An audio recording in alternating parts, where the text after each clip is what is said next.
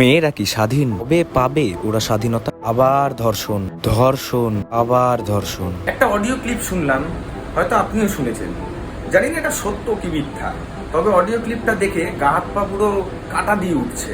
আর যদি এটা সত্যি হয়, তাহলে আমাদের মতো দুর্ভাগ্য ভারতীয় এই পৃথিবীতে দ্বিতীয় আর নেই।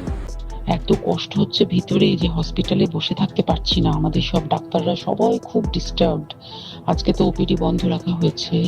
অ্যাকচুয়ালি যেটা ঘটেছে সেটা হচ্ছে, আমি শুনে তো বিশ্বাস করতেও নিজেকে কেমন লাগছে রে।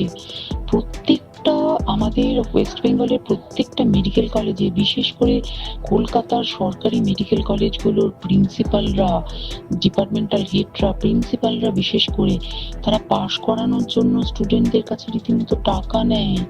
যেসব স্টুডেন্টরা, ইন্টার্নরা, পিজিটিরা যারা ভালো করে ক্লাস করে না বা থিসিস তারা জমা দেবে, পিজিতে তো থিসিস জমা দিতে হয়, তো যারা MBBS final year final pass করবে না, সাপ্লি পাইয়ে দেবে, ইন্টার্নের কমপ্লিশন দেবে না, ইন্টার্ন হওয়ার পর কমপ্লিশন না দিলে তারা রেজিস্ট্রেশন নাম্বার পাবে না, এই সমস্ত ভয় দেখিয়ে টাকা পয়সা নেয়। সমস্ত জায়গাতেই এটা আছে।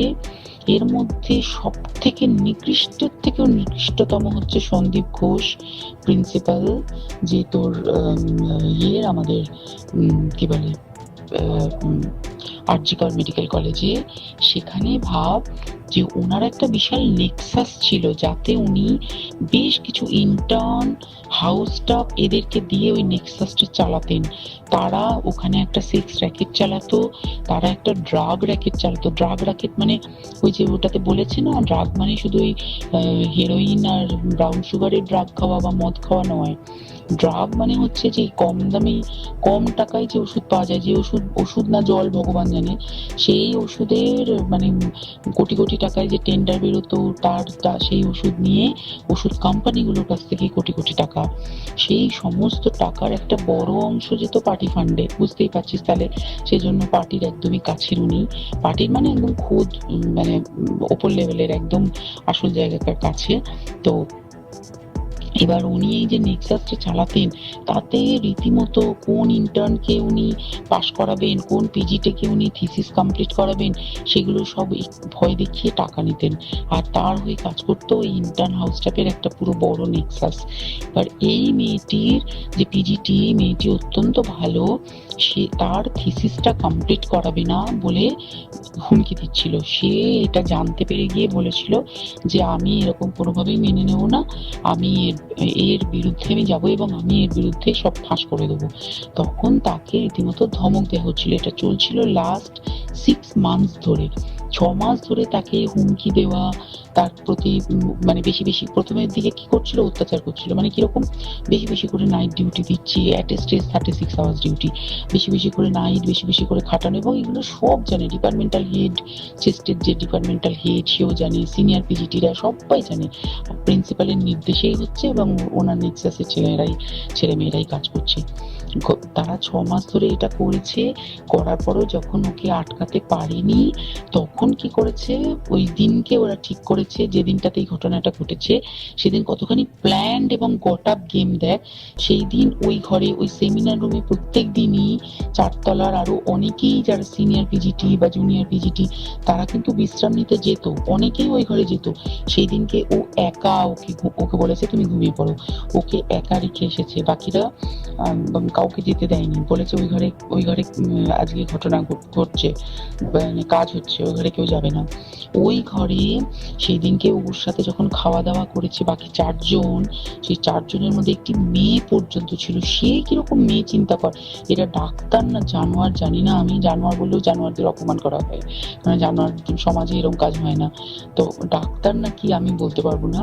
সেই ইন্টার্ন মেয়েটি আরেকটি ইন্টার্নের গার্লফ্রেন্ড, তো তার সাথে ওই পিজিটি মেয়েটির প্রচুর ঝগড়া হয়েছে।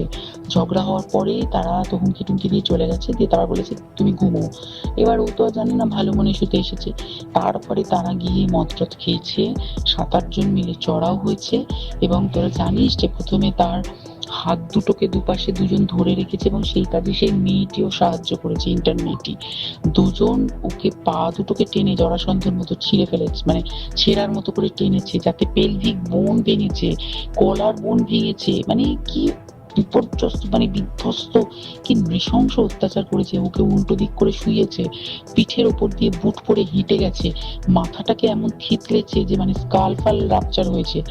এই সমস্ত করার পরে শ্বাসরোধ করে তাকে মেরেছে। মেরে তারপরে আরো যেটা আরো ভয়ঙ্কর, যে একটা মৃত মানুষকে মিনিমাম ডিগনিটি দিতে জানে না, তারা নিচে এসে দেখেছে ওই সঞ্জয় তখন বসে মদ খাচ্ছিল অন্য আরো গ্রুপ ডি স্টাফদের সাথে। সঞ্জয় ছেলেটা হচ্ছে তার কাটা সঞ্জয় বলতো ওরা, ওকে বলে ফল গাই, মানে ওর একটু ওইসব আলুর দোষ আছে। ও যত্রতত্র যখন তখন প্রস্টিটিউট এলাকায় যায়। এবার দেখেছে যে একে দিয়ে যদি একটা রেপ করিয়ে দিতে পারি তাহলে ঘটনার মোড়টা অন্যদিকে ঘুরে যাবে। এইবার ওকে বলেছে, যা সেমিনার রুমে তোর জন্য রেখে এসছি, যা তুই এবার গিয়ে কাজ করে দিয়ে আয়। ও এসে ওই ডেড বডিকে রেপ করেছে যাতে তার ভ্যাজাইনাতে সিমেন্ট পাওয়া যায়। তো এবার এই হচ্ছে, প্লিজ আমি নাম করে ফেললাম সবকিছুই, কতজন আমি যে নামগুলো পাঠিয়েছি এই সব ডাক্তাররা এরা সব জড়িত জানিস, কিন্তু কেউ কোনো প্রমাণ নেই। প্রমাণ লোপাটের জন্য সেদিনকে ওই ইন্টার্ন এবং ডাক্তাররা যে ওইখানের যে বাথরুমটাতে হাত পা ধুয়েছে, রক্ত ধুয়েছে, সেইটাকে তাড়াতাড়ি প্রমাণ লোপাটের জন্য ওই দেওয়ালকে ভেঙে দিয়ে তার মানে ওই বাথরুমের জায়গাটাকেই ভাঙতে হচ্ছে ওদের। ওখানে নাকি ওরা রুম বানাবে, কালকে দেখেছিস তোরা খবরে। আর বেশি বলতে পারছি না, মানে তোরা তো সবাই প্রোটেস্ট করিস, আমরা তো আমাদের দিক থেকে করছি, কিন্তু কিছুই হবে না। পোড়া দেশে কিছুই হবার নেই, শুধু ভেতরে ভেতরে গুমড়ে গুমড়ে কষ্ট পাওয়া। আর আগামী প্রজন্মের যে ডাক্তাররা বেরোবে, তারা যে ইন্টার্ন বা পিজিটি বা যাদের কাছে আমরা যাব ভবিষ্যতে, তারা কি ডাক্তার না কি আমি জানি না, কি নিয়ে তাদের কাছে আমরা যাব আর কি করে বা আমাদের পরের প্রজন্মকে আমরা সুরক্ষিত রাখবো। পশ্চিমবঙ্গে স্বৈরাচারী শাসন কিন্তু শুরু হয়ে গেছে, ঠিক বাংলাদেশের মতো অবস্থা। এই মুহূর্তে আরজিকরের সামনে পুরো যুদ্ধক্ষেত্র। পরপর 3 থেকে 4 দিন আমার মুখে কোনো ঘুম নেই। আজ একটু আগেই আমার মা বলল, আজ একটুখানি ঘুমা বাবা, আজকে মেয়েরা জাগবে, আজ তোকে জাগতে হবে না। ঠিক মা বলে চলে যাওয়ার পরেই খবরের চ্যানেলটা খুললাম। খবরের চ্যানেলটা খুলেই দেখলাম মেয়েদের উপরেই হামলা। খবরটা দেখে আমার চোখের ঘুম উড়ে গেছে। ঠিক তার কিছুক্ষণ পরেই এই ভাইরাল ক্লিপটা আমার সামনে উঠে এলো, না বললেই নয়। তাই তোমাদেরকে আজকে আমি বসলাম ভিডিও বানিয়ে দেখানোর জন্য। ঠিক তারপরেই আমি মাকে ডেকে বললাম, মা, তোমার একটা ছেলে যদি আজকে রাত্রিরে রাত জাগে, পরবর্তীতে হাজারো হাজারো মেয়েরা নিশ্চিন্তে ঘুমাতে পারবে। জাগো হে ভারতবাসী, জাগো। খালি ধর্ম নিয়ে করলে হবে না। রাত্রির বেলা একটা মেয়েকে মেসেজ করলাম, সকালবেলা উঠে আমি ফেসবুকে পোস্ট করছি উই আর জাস্টিস, এটা করলে হবে না।